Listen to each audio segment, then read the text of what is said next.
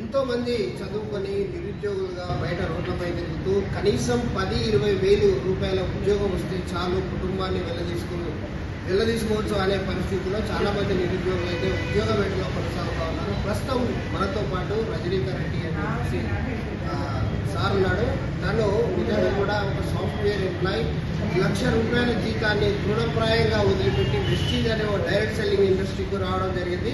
So sir విజయం అసలు ఎలా ఇందులోకి వచ్చాడో, అసలు జాబ్లే లేని పరిస్థితిలో ఒక ₹1,00,000 నెలకు తీసుకుంటూ తన సాఫ్ట్వేర్ జాబ్ని అయితే ఈజీగా వదిలిపెట్టడం జరిగింది. సార్ ప్రస్తుతం వెస్టీజ్లో ఏ పొజిషన్లో ఉన్నాడు, అసలు డైరెక్ట్ సెల్లింగ్ అంటే ఏంటి అనే విషయాలు అయితే తెలుసుకుంటాం. సార్ నమస్తే. సార్ మీరు నిజంగా కూడా చాలామంది యువత ఒక 10-20 వేలు దొరికితే కుటుంబాన్ని పోషించుకోవచ్చు అని చెప్పేసి చాలామంది వ్యక్తులు, చదువుకున్న వ్యక్తులు చాలామంది ఊళ్ళో తిరుగుతూ ఉన్నారు. సో మీరు నిజంగా కూడా ఒక సాఫ్ట్వేర్ ఎంప్లాయీగా ఉంటూ నెలకు ₹1,00,000 జీతాన్ని దృఢప్రాయంగా వదిలేసి డైరెక్ట్ సెల్లింగ్ ఇండస్ట్రీకి రావడం జరిగింది. సో డైరెక్ట్ సెల్లింగ్ అంటే ఏంటి చాలామంది, సో ఎందుకు ఇందులోకి రావడం జరిగింది, అసలు దాని గురించి ఎస్ సార్. సో యాక్చువల్గా బిర్లా సాఫ్ట్ అనే కంపెనీలో నేను జాబ్ చేసేవాడిని, సాఫ్ట్వేర్ ఇంజనీర్. సో అలా చేస్తున్నటువంటి క్రమంలో ఒక ₹1,00,000 ఆదాయం నేను సాఫ్ట్వేర్ ఇండస్ట్రీ నుంచి తీసుకున్నటువంటి సందర్భంలో ఈ ఒక కంపెనీ నాకు అబ్రూల్ సార్ గారు పరిచయం అవడం జరిగింది. సో అందరిలాగానే మనకు బేసికల్గా మన ఇండియన్ మెంటాలిటీ ఎలా ఉంటుందంటే, ఏదైనా కొత్త విధానం కానీ కొత్త వేదిక కానీ పరిచయమైనప్పుడు దాన్ని కొంచెం డౌట్ఫుల్గా చూస్తూ ఉంటాం. ఇది లీగలా కాదా, ఇది నిజమా కాదా, ఇది ఒక ఫేకా. సో ఇటువంటి ఎన్నో అనుమానాలు మనకు వస్తూ ఉంటాయి. సో అటువంటి అనుమానంతో నేను ఫస్ట్ ఇండస్ట్రీ గురించి తెలుసుకోవడం స్టార్ట్ చేశాను. సో మెయిన్గా నేను ఇండస్ట్రీలోకి రావడానికి ప్రధాన కారణం ఏంటంటే, మా మేడంకి 12.5 mm కిడ్నీ స్టోన్ వచ్చింది. ఆ కిడ్నీ స్టోన్కి సంబంధించినటువంటి సప్లిమెంట్స్ ఈ కంపెనీలో ఫస్ట్ నేను వాడడం జరిగింది. సో అది వాడిన తర్వాత 25 డేస్లో మా మేడం ఉన్న స్టోన్ ఎప్పుడైతే పడిపోయిందో, సో అప్పుడు ఈ ఇండస్ట్రీ గురించి తెలుసుకోవాలనేటువంటి ఉత్సాహం పెరిగింది. ఎందుకంటే జనరల్గా మనకు బయట మనం మెడికల్ హిస్టరీలో ఎక్కడ చూసినా కూడా 6 mm కంటే పెద్దగా ఉంటే స్టోను మెడిసిన్తో పడిపోవడానికి ఆస్కారం తక్కువ ఉంటుంది. కంపల్సరీ సర్జరీకి వెళ్ళాల్సినటువంటి ఆవశ్యకత ఉంటుంది. సో అటువంటి సిచ్యువేషన్స్లో ఇక్కడ 12.5 mm స్టోన్ పడిపోవడానికి అసలు నిజంగా ఈ ప్రొడక్ట్ దోహదపడిందా, అసలు ఈ ప్రొడక్ట్లో ఇంత క్వాలిటీ ఉందా, ఈ ప్రొడక్ట్ ఈ విధంగా హెల్త్కి సహకరిస్తుందా అని చెప్పేసి ఈ కంపెనీ గురించి తెలుసుకోవడం స్టార్ట్ చేసిన, ఈ ఇండస్ట్రీ గురించి తెలుసుకోవడం స్టార్ట్ చేసిన. అప్పుడు నాకు కొన్ని వాస్తవాలు అర్థమైనాయి. ఏంటంటే ఈ డైరెక్ట్ సెల్లింగ్ ఇండస్ట్రీ అనేది 120+ ఇయర్స్ ఆఫ్ ఎక్స్పీరియన్స్ ఉంది. ఎందుకంటే ఇది 1920sలో కాలిఫోర్నియాలో స్టార్ట్ అయింది ఫస్ట్ టైం. ఇండియాకి 1996లో వచ్చింది. సో దీన్ని తీసుకురావడానికి చాలా కృషి చేసినటువంటి వ్యక్తులు ఎవరంటే మన్మోహన్ సింగ్ గారు. మనకు ప్రధానమంత్రి కంటే ముందు ఆయన ఆర్థిక శాఖ మంత్రిగా పనిచేసినప్పుడు ఈ ఇండస్ట్రీని 4-5 దేశాలు తిరిగి ఇండియాలో భారతదేశం ఫేస్ చేస్తున్నటువంటి 2 అతిపెద్ద సమస్యలు ఏంటంటే, ఒకటి నిరుద్యోగం, రెండోది పేదరికం. సో ఈ 2 సమస్యలు ఇంకా రానున్న రోజుల్లో ఇంకా ఎక్కువగా అవుతాయి, చాలామందిని ప్రభావితం చేస్తాయని చెప్పేసి దీనికి ఒక సొల్యూషన్ కావాలి అని చెప్పేసి ఆయన 4-5 కంట్రీస్ తిరిగి ఒక మంచి వేదికను దొరకబట్టాలన్నటువంటి ఉద్దేశంతో ఆయన డైరెక్ట్ సెల్లింగ్ ఇండస్ట్రీని మొట్టమొదటిసారి ఇండియాలో ప్రవేశపెట్టడం జరిగింది. కాకపోతే ఇండియాలో డైరెక్ట్ సెల్లింగ్ ఇండస్ట్రీని అయితే పరిచయం చేశారు, బట్ దానికంటూ రూల్స్ అండ్ రెగ్యులేషన్స్ కావచ్చు, చట్టబద్ధత కావచ్చు, ఇదేమీ లేకపోవడం వల్ల 1996 నుంచి 2013 వరకు కూడా జరగాల్సినటువంటి నష్టం బాగా జరిగింది. సో అంటే ఏదన్నా ఒక ఇండస్ట్రీ వచ్చినప్పుడు ఏ ఇండస్ట్రీ అయినా మీరు తీసుకోండి, ప్రతి ఇండస్ట్రీలో మంచి ఉంటుంది, చెడు ఉంటుంది. సో అలా ఈ ఇండస్ట్రీలో కూడా ఇండస్ట్రీని అయితే తీసుకురావడం జరిగింది, కానీ దీనికంటే రూల్స్ అండ్ రెగ్యులేషన్స్, చట్టబద్ధత లేకపోవడం వల్ల, ఒక సెంట్రల్ గవర్నమెంట్ నుంచి క్లియర్ గైడ్లైన్స్ రాకపోవడం వల్ల చెడు కంపెనీస్, చెడు చేసేటువంటి ఉద్దేశం ఉన్న వాళ్ళు ఎంత దోచుకోవాలో అంత దోచుకున్నారు మార్కెట్ లోపల. Chain systems, schemes, money rotational schemes, ఇలా చాలా పిరమిడ్ స్కీమ్స్, ఇట్లాంటివన్నీ చేయాల్సిన నష్టం చేసిపోయాయి. ఇప్పటికి కూడా సార్ మీరు ఒక లైవ్ ఎగ్జాంపుల్ చూస్తే, ఈరోజు మార్కెట్లో జెన్యూన్ కంపెనీస్, డైరెక్ట్ సెల్లింగ్ ఇండస్ట్రీలో జెన్యూన్ కంపెనీస్, లీగల్ కంపెనీస్, భారత ప్రభుత్వం ద్వారా ఆమోదించబడినటువంటి కంపెనీస్ నుంచి జరుగుతున్న బిజినెస్ 20,000 కోట్లు మాత్రమే. అదే ఫ్రాడ్ కంపెనీస్, అదే పిరమిడ్ స్కీమ్స్, అదే మనీ రొటేషనల్ స్కీమ్స్ ద్వారా జరుగుతున్నటువంటి బిజినెస్ అక్షరాల 4 లక్షల కోట్లు. అంటే అర్థం చేసుకోండి మార్కెట్లో జనాలు ఎటువంటి సిస్టమ్ ప్రభావితం. సో అటువంటి మోసపూరిత కంపెనీలు, pyramid schemes, money rotational schemes, chain systems, ఇట్లాంటివన్నీ చూసి ఒక మంచి ఇండస్ట్రీ మంచి కంపెనీ వచ్చినప్పటికి కూడా ఈ కంపెనీ మంచిది అని గుర్తించలేనటువంటి దుస్థితిలో చాలామంది ఉన్నారు. సో అటువంటి వాళ్ళని ప్రభావితం చేయాలి, మార్చాలి. ఈ ఇండస్ట్రీ మంచి ఇండస్ట్రీ, ఇది ఆన్గోయింగ్ ఇండస్ట్రీ, ఈరోజు అద్భుతంగా గ్రోత్ అవుతున్న ఇండస్ట్రీ. సో అబ్దుల్ కలాం లాంటి వాళ్ళే సాక్షాత్తు వాళ్ళు చెప్పినటువంటి విషయం ఏంటంటే ఫాస్టెస్ట్ గ్రోయింగ్ బిజినెస్ ఏదైనా ఉంది 21st సెంచరీలో అంటే అది డైరెక్ట్ సెల్లింగ్ బిజినెస్ అని చెప్పారు అబ్దుల్ కలాం గారు. యూత్ ఎవరైతే ఉన్నారో వాళ్ళ ఇండస్ట్రీలో జాయిన్ అయితే కనుక వాళ్ళకు ఉండేటువంటి డ్రీమ్స్ కలలన్నీ నిర్వర్తించుకోవచ్చు, సాధించుకోవచ్చు అనేటువంటి గొప్ప మాట చెప్పారు. సో అంత గొప్ప ఇండస్ట్రీ కాబట్టి దయచేసి ఈ ఇండస్ట్రీ గురించి పూర్తిగా తెలుసుకునే ప్రయత్నం చేయండి. సో ఒక మీటింగ్ 2 మీటింగ్లకు వచ్చి ఏదో కంపెనీని చూసి ఏదో ఫ్రాడ్ కంపెనీస్ చూసి అది కూడా ఇటువంటి కంపెనీ అని దయచేసి అనుకోవద్దు. సో దీని గురించి పూర్తిగా తెలుసుకునే ప్రయత్నం చేయండి. ఎందుకంటే ఈరోజు ఒక సాఫ్ట్వేర్ రంగం నుంచి వచ్చి అండ్ యావరేజ్ 2.5 లక్షల రూపాయల ఇన్కమ్ పర్ మంత్ సంపాదిస్తున్నాను. సో ఇదే ఇండస్ట్రీలో ఒక 18 లక్షల క్రెటా కార్ తీసుకోవడం జరిగింది. అండ్ ఈరోజు ఒక 2 crore వర్త్ హౌస్కి నేను ప్లానింగ్ చేస్తూ ఉన్నాను. సో ఇవన్నీ ఎట్లా సాధ్యమైనవి అవుట్ ఆఫ్ 4 years అంటే డైరెక్ట్ సెల్లింగ్ ఇండస్ట్రీ యొక్క పవర్ అది. సో ఈ ఇండస్ట్రీలో ఇంకా మీరు అర్థం చేసుకోవాల్సినటువంటి విషయం ఏంటంటే ఇక్కడ ఎవరు డెవలప్ అవుతున్నా కూడా ఎంతో కొంత సొసైటీలో నెగటివ్ ఇంపాక్ట్ ఉంటుంది. ఎగ్జాంపుల్ ఒక పోలీస్ డిపార్ట్మెంట్ బాగా పనిచేస్తుంది అని అంటే చాలా క్రిమినల్ కేసెస్ పెరుగుతున్నాయి అని అంటూ, ఇల్లీగల్ యాక్టివిటీస్ పెరుగుతున్నాయి అని అంటూ. ఒక డాక్టర్ బాగా సంపాదిస్తున్నాడు, బాగా బిజీగా ఉన్నాడంటే చాలామంది రోగులు ఉంటున్నారు సమాజంలో, చాలామందికి జబ్బుల పాలవుతున్నారు అన్నట్టు. బట్ ఒక డైరెక్ట్ సెల్లింగ్ ఇండస్ట్రీలో ఒక వెస్టింగ్ లాంటి జెన్యూన్ కంపెనీలో ఒక లీడర్ 2 లక్షలు లేదా 1 లక్ష, 1.5 3 లక్షలు సంపాదిస్తున్నాడంటే ఆయన ద్వారా కొన్ని 10 మంది, 20 మంది, 30 మంది 50,000, 60,000, 1 లక్ష రూపాయలు సంపాదించే వాళ్ళను ఆయన తయారు చేసిండు. కాబట్టి ఈయన ఇన్కమ్ 2 లక్షలు, 3 లక్షలు, 4 లక్షలు వస్తుందని అంటే కింది వాళ్ళను ఎవరైతే మీ యొక్క అసోసియేట్స్ ఎవరైతే ఉంటారో, సబార్డినేట్స్ ఎవరైతే ఉంటారో, మీ యొక్క బిజినెస్ పార్ట్నర్స్ ఎవరైతే ఉంటారో వాళ్ళని డెవలప్ చేయండి, ఇక్కడ మన ఇన్కమ్ డెవలప్ అవ్వదు. సో అటువంటి ఒక గొప్ప ఇండస్ట్రీ డైరెక్ట్ సెల్లింగ్ ఇండస్ట్రీ.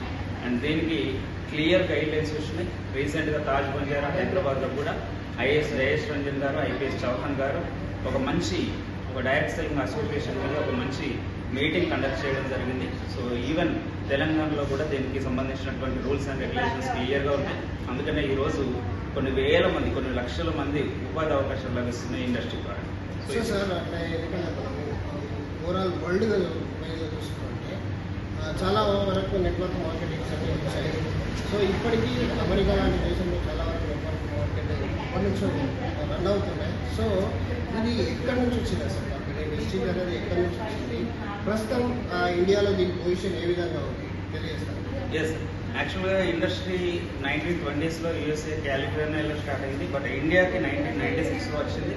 1996లో ఇండియాలో ఈ ఇండస్ట్రీ స్టార్ట్ అయిన తర్వాత 2004 జూన్ 2వ తారీఖున వెస్టేజ్ అనే company great appliance, great mentorship management ఎవరైతే గౌతమ్ బాలి గారు ఉన్నారో సో వారి ఆధ్వర్యంలో ఇది 2004 జూన్ 2న స్టార్ట్ అయింది. సో ఈ ఇండస్ట్రీ సుమారుగా 21 సంవత్సరం అవుతుంది ఈ కంపెనీ స్టార్ట్ అయ్యి. సో ఈ కంపెనీలో ఈరోజు 5 కోట్ల మంది డిస్ట్రిబ్యూటర్స్ ఉన్నారు. సో ఈరోజు ప్రజెంట్ సిచ్యువేషన్లో అండ్ ఈ మార్కెట్ ఇక్కడ వెస్టేజ్ కంపెనీ ఈరోజు 3,500 కోట్ల టర్నోవర్ చేస్తుంది ఇండియాలో. అదర్ దెన్ ఇండియా కూడా 9 దేశాలలో విస్తరించి ఉంది ఈ కంపెనీ. సౌదీ, దుబాయ్, ఓమన్, బంగ్లాదేశ్ ఇట్లాంటి కంట్రీస్కి ఇండియన్ కంపెనీ, ఒక ఇండియన్ కంపెనీ బయట దేశాలకు వెళ్ళినటువంటి కంపెనీ ఏదైనా ఉంది అని అంటే ఫస్ట్ పొజిషన్లో వెస్టేజ్ గురించి మాట్లాడుకోవాల్సినటువంటి ఆవశ్యకత ఎంతైనా ఉంది. అండ్ గ్లోబల్ డిఎస్ఎన్ లిస్ట్లో చూస్తే కనుక టాప్ 100 కంపెనీస్ గురించి మాట్లాడితే కనుక మన వెస్టేజ్ కంపెనీ 38th ర్యాంక్లో ఉంది. సో అదొక proud moment for Indian society. భారతదేశం అందరికీ కూడా ఒక అద్భుతమైన గర్వకారమైనటువంటి విషయం. ఎందుకంటే ఒక ఇండియన్ కంపెనీ గ్లోబల్ 100 లిస్ట్లో ఉండడం అనేది అంత ఈజీ విషయం కాదు, ఆషామాషి విషయం కాదు. సో అదొక అద్భుతమైన ఫీట్, అది డెఫినెట్గా వెస్టేజ్ కంపెనీ సాధించింది అని చెప్పడంలో ఎటువంటి అతిశయోక్తి లేదు. And best place to work అనేటువంటి అచీవ్మెంట్ లాస్ట్ 3 years నుంచి కంటిన్యూస్గా వెస్టేజ్కి వస్తూ ఉంది. అటువంటి గొప్ప మైల్ స్టోన్స్ ఏదైనా ఉంది అంటే అది వెస్టేజ్కి మాత్రమే సాధ్యం. ఇండియాలో ఇది నెంబర్ 1 నెట్వర్క్ మార్కెటింగ్ కంపెనీగా ఉంది. అండ్ ఈ ఇండస్ట్రీ చాలా ఎథిక్స్ తోటి, విలువలతోటి ముందుకెళ్తా ఉంది. చాలా మందికి వెస్టేజ్ కంపెనీ అంటే ఒక సబ్బు షాంపుల కంపెనీ అనుకుంటారు. బట్ వెస్టేజ్ కంపెనీ ఏంటంటే ఒక వ్యక్తిత్వ నిర్మాణం చేస్తుంది. సో సొసైటీలో ఒక మనిషి ఎలా ఉండాలి, ఎటువంటి విలువలతో ఉండాలి, సో ఎటువంటి బంధుత్వంతో ఉండాలి, అండ్ ఎటువంటి సహాయ సహకారాలు అందించాలి అనేటువంటి గొప్ప విలువలు నేర్పుతూ ముందుకెళ్తున్నటువంటి company Vestige company. So sir అంటే నిజంగా కూడా నిరుద్యోగులు చాలామంది ఉన్నారు. అంటే ఈ వెస్టేజ్ అనేది డబ్బులు కట్టాలి, కట్టించేది అని చెప్పేసి చాలామందికి అపోహ ఉంది. ఇంకా కూడా ఇక్కడ డబ్బులు కట్టేది లేదని చెప్పేసి జస్టిస్ సంస్థ చెప్తాం. నిజంగా చూసుకోవచ్చు, చాలా నెట్వర్క్ మార్కెట్ ప్రజలు ఉంచిపోతున్న తరుణం. నిజంగా మనం ఇక్కడ ఎన్ని రకాల ప్రొడక్ట్స్ ఉన్నాయి, ఇవి మనం ఇంకా కూడా డబ్బులు పెట్టాలి. సో యాక్చువల్గా వెస్టేజ్ అనేది ఒక పెట్టుబడి లేనటువంటి వ్యాపారం. దీన్ని పార్ట్ టైంగా కానీ ఫుల్ టైంగా కానీ చేసుకోవచ్చు. సో ఇది ఇక్కడ ఎటువంటి పెట్టుబడి అవసరం లేదు. ఈ కంపెనీలో మీరు బిజినెస్ స్టార్ట్ చేయాలంటే కేవలం మీ ఆధార్ కార్డు, ఓటర్ ఐడి లేదా డ్రైవింగ్ లైసెన్స్, గవర్నమెంట్ ద్వారా ఆమోదం పొందినటువంటి ఏదైనా ఒక ఐడి కార్డు మీ దగ్గర ఉంటే చాలు. మీరు 18 సంవత్సరాల వయసు నిండిన వారైతే సరిపోతుంది, ఈ బిజినెస్ స్టార్ట్ చేసుకోవచ్చు. ఇందులో జాయినింగ్ ఫీ ఏముండదు. సో మీకు బయట ఏదైతే ప్రొపగండా నడుస్తూ ఉందో అది 100% ఫేక్. ఈ ఇండస్ట్రీలో ఇన్వెస్ట్మెంట్ అనేది ఉండదు. సో ఈ సిస్టమ్ ఏం చెప్తుంది అంటే, ఒక ప్రొడక్ట్, జెన్యూన్ ప్రొడక్ట్ మార్కెట్లోకి రావాలి అని అంటే ఇప్పుడు ఉండేటువంటి ట్రెడిషనల్ మార్కెటింగ్ సిస్టంలో కంపల్సరీ అడ్వర్టైజ్మెంట్ మీద ఆధారపడేటువంటి పరిస్థితులు ఉంటాయి. అంటే ఒక ప్రోడక్ట్ ఎప్పుడైతే క్వాలిటీ లేదో దాని పబ్లిసిటీ పీక్లో ఉంటుంది. సో పబ్లిసిటీ కొరకు వాళ్ళు చాలా లక్షల రూపాయలు తగిలేసి అడ్వర్టైజ్మెంట్ల మీద ఖర్చు పెడతా ఉంటారు. బట్ ఒక డైరెక్ట్ సెల్లింగ్ ఇండస్ట్రీ ఏంటంటే ఒక జెన్యూన్ ప్రొడక్ట్ తీసుకొచ్చి ఎటువంటి అడ్వర్టైజ్మెంట్ లేకుండా, అడ్వర్టైజ్మెంట్కి ఎటువంటి ఖర్చు పెట్టకుండా, మధ్యవర్తుల ప్రమేయం లేకుండా ఒక కస్టమర్ దగ్గరికి ప్రొడక్ట్ వెళ్ళి ఆయన వాడి నిజంగా సాటిస్ఫై అవుతేనే ఆయన దగ్గర నుంచి ఇంకొక పర్సన్ వెళ్తుంది. సరే ఈ మార్కెటింగ్ విధానం ఎట్లా నడుస్తుంది అంటే, ఒక వ్యక్తి ప్రొడక్ట్ తీసుకొని వాడి సాటిస్ఫై అయిన తర్వాత ఆయన నిజంగా జెన్యూన్గా సాటిస్ఫై అయితే ఆయన దగ్గర నుంచి ఇంకొక వ్యక్తి దగ్గరికి ఈ ప్రొడక్ట్ కానీ ఈ కంపెనీ కానీ వెళ్తుంది. అంటే చూడండి ఎక్కడ జెన్యూనిటీ ఉంది. ఈరోజు అడ్వర్టైజ్మెంట్లు మనం చూస్తూ ఉన్నాం. నిజంగా అడ్వర్టైజ్మెంట్ ఇచ్చే వాళ్ళు ఎవరైనా ఈ ప్రొడక్ట్స్ నిజంగా వాళ్ళు వాడుకొని అడ్వర్టైజ్మెంట్ ఇస్తున్నారా?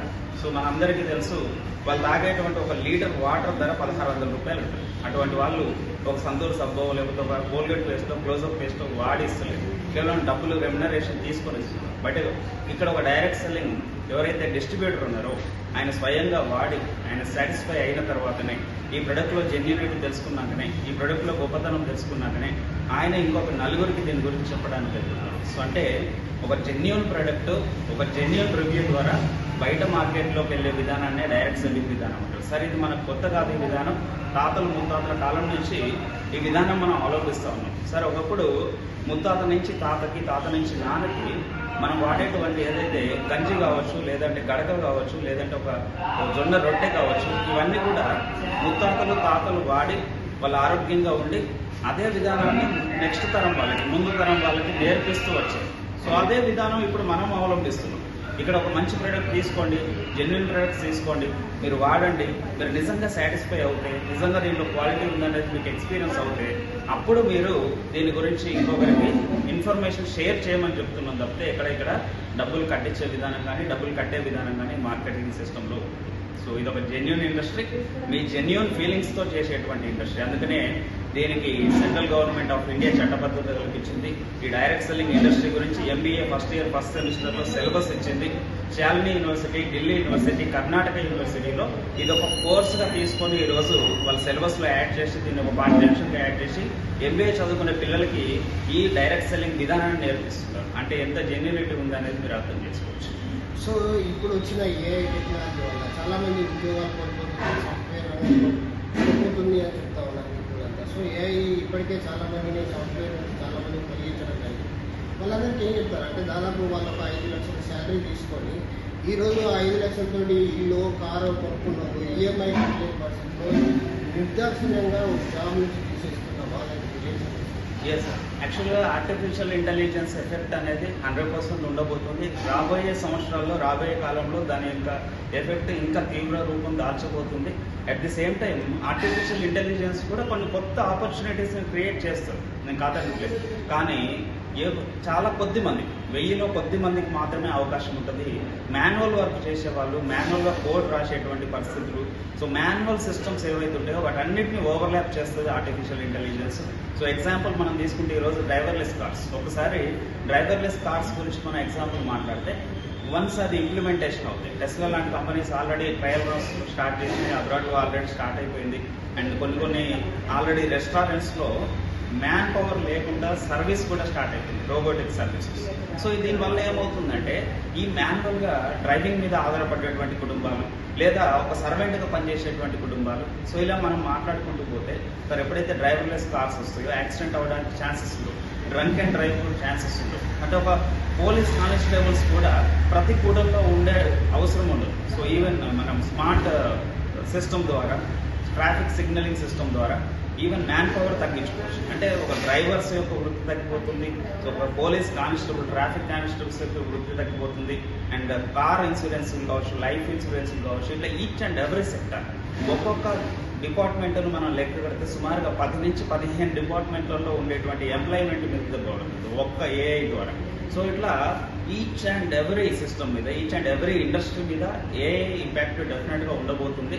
సో అందుకనే మార్కెట్ అప్డేట్ అవుతున్న కొద్దీ మనం అప్డేట్ అవ్వాలి. సో ఇది మనం నేర్చుకోవాల్సినటువంటి విషయం ఏఐ ద్వారా.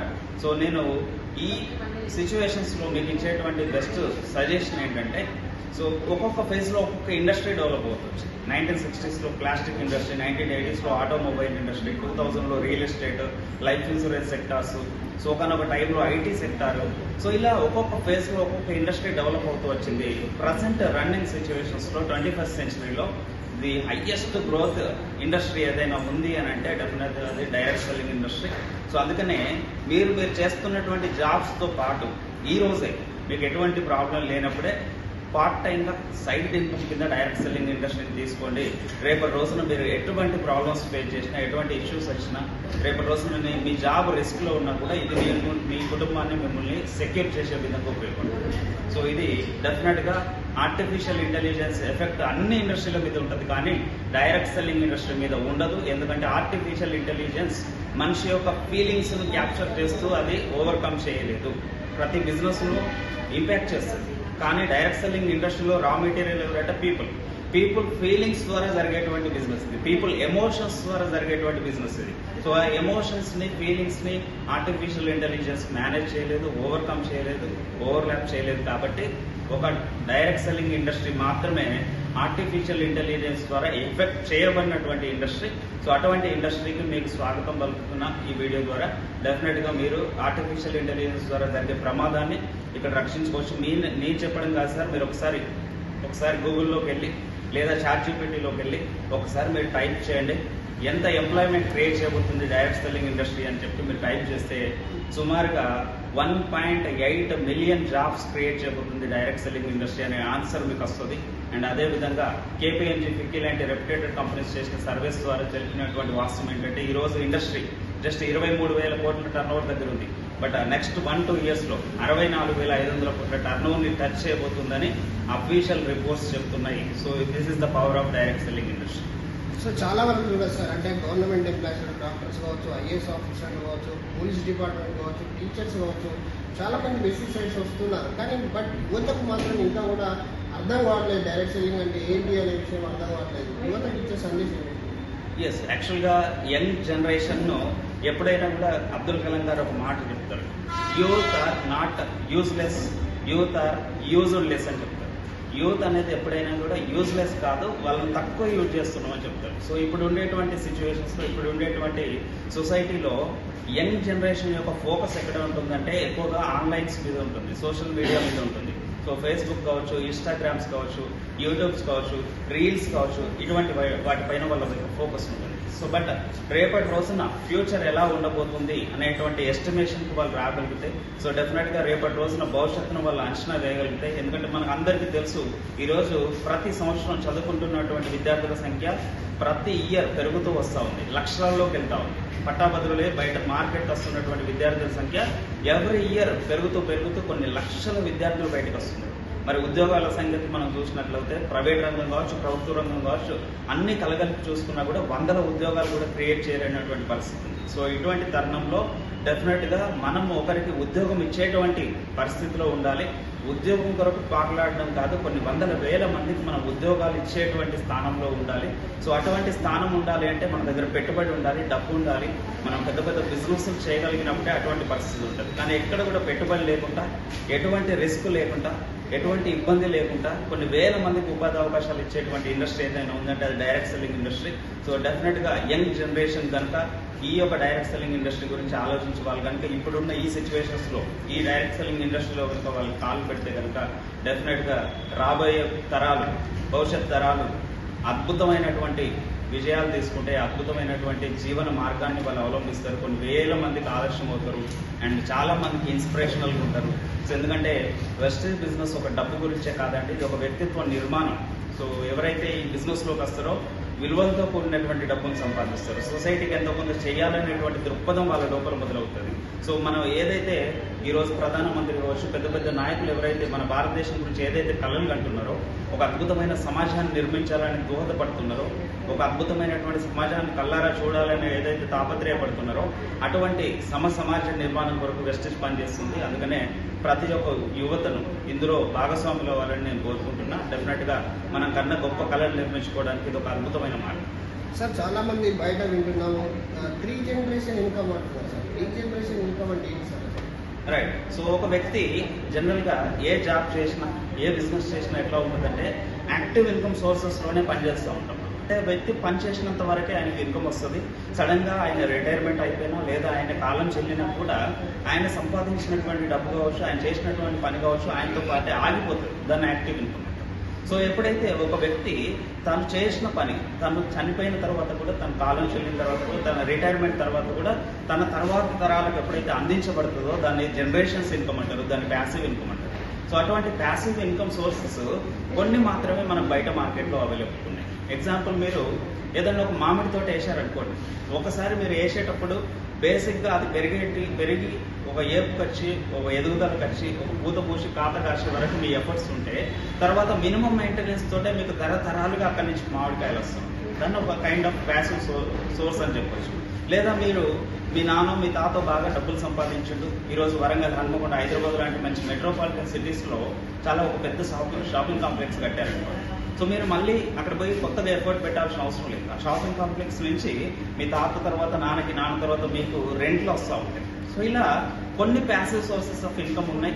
సో బట్ ఈ రోజే కొత్తగా స్టార్ట్ చేసి మార్కెట్లోకి వచ్చి 3 తరాలకు ఇన్కమ్ సంపాదించాలి, నేను కాలం చెల్లినా కూడా, నేను ఆగిపోయినా కూడా, నేను రిటైర్మెంట్ అయినా కూడా నా తర్వాతి తరానికి డబ్బులు నిరంతరాయంగా ఎటువంటి ఆటంకం లేకుండా రావాలి అని అంటే one of the best source direct selling industry. Vestige లాంటి కంపెనీలో మీరు ఏదైతే ఎఫర్ట్స్ పెడుతున్నారో, మీరు ఏదైతే కష్టపడుతున్నారో అది మీతో పాటే ఆగిపోదు, మీ తర్వాత తరానికి కూడా అది క్యారీ ఫార్వర్డ్ చేయబడుతుంది. సో అటువంటి ఒక గొప్ప 3 జనరేషన్ ఇన్కమ్ అనేది మన వెస్టీజ్ మేనేజ్మెంట్ మనకు కల్పిస్తుంది. సో ఇది ఒక మంచి విషయం, మంచి ఉద్దేశం. సో మనతో పాటే మన ఇన్కమ్ ఆగిపోకుండా తర్వాత తరాలకు సెక్యూరిటీ ఇచ్చేటువంటి గొప్ప ప్లాట్ఫామ్. సరే, ఇందులోకి రావాలంటే నిజంగా ఏమైనా చదువుకోవాలి? రైట్. యాక్చువల్గా మీరు ఏదైనా జాబ్ చేయాలంటే కంపల్సరీ ఒక 18 to 20 years of education experience అవసరం, చదువు ఉండాలి. లేదా మీరు ఏదైనా బిజినెస్ పెట్టాలంటే కంపల్సరీ మూలధనం ఉండాలి, పెట్టుబడి ఉండాలి. కానీ డైరెక్ట్ సెల్లింగ్ ఇండస్ట్రీలో, వెస్టీజ్ లాంటి కంపెనీలో మీరు ఈ బిజినెస్ స్టార్ట్ చేయాలంటే మీకు ఎటువంటి చదువు అవసరం లేదు, ఎటువంటి పెట్టుబడి అవసరం లేదు. కేవలం మీరు 18 సంవత్సరాలు నిండి ఉండి ఆధార్ కార్డు, ఓటర్ ఐడి కానీ, డ్రైవింగ్ లైసెన్స్ కానీ ఇలా ఏదో ఒక డాక్యుమెంట్ ఉంటే చాలు, మీరు హ్యాపీగా ఈ బిజినెస్ స్టార్ట్ చేసుకోవచ్చు. ఎటువంటి విద్యార్థితో సంబంధం లేదు. So thank you sir. ఏదైతే యువతకు ప్రధానంగా సార్ రజనీకాంత్ రెడ్డి సార్ అయితే ఒక సాఫ్ట్వేర్ ఎంప్లాయీ, తను 1.5 lakh ఇన్కమ్ తీసుకుంటూ తన జీతాన్ని త్యాగం చేశాడు. ఎందుకంటే సాఫ్ట్వేర్ రంగంలో తను ₹1,00,000 తీసుకుంటూ డైరెక్ట్ సెల్లింగ్ ఇండస్ట్రీ మీద ఫోకస్ చేయడమే కాదు, డైరెక్ట్ సెల్లింగ్ ఇండస్ట్రీ ఫ్యూచర్ను తెలుసుకొని తను సాఫ్ట్వేర్ ఉద్యోగానికి రాజీనామా చేసి డైరెక్ట్ సెల్లింగ్లో వెస్టీజ్ అనే కంపెనీ టాప్ 1 కంపెనీలో ఉంది. India based company, top 1 direct selling industry in India.